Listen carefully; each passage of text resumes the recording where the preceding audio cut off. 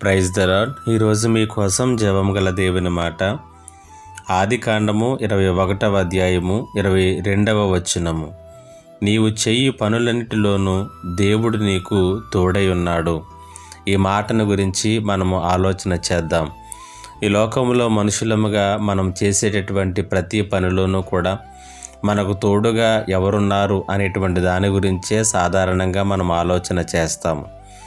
ఆ రీతిగానే మన పనులలో మనము అభివృద్ధిని పొందుచున్నప్పుడు, విజయం సాధిస్తున్నప్పుడు మనతో ఎంతమంది అయితే ఉన్నారో వారిని గుర్తించడానికి లోకము ప్రయత్నం చేస్తుంది.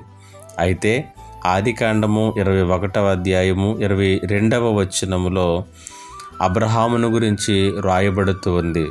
అబ్రహాము తాను చేసినటువంటి ప్రతి పనిలోనూ కూడా వృద్ధి చెందుతూ ఉన్నప్పుడు అతడు నివసిస్తున్నటువంటి ప్రాంతానికి దగ్గరలో ఉన్నటువంటి దేశము రాజైనటువంటి అబీమెలెకు దేవుడు అబ్రహామునకు తోడుగా ఉన్నాడు అనేటువంటి సంగతిని గ్రహించాడు.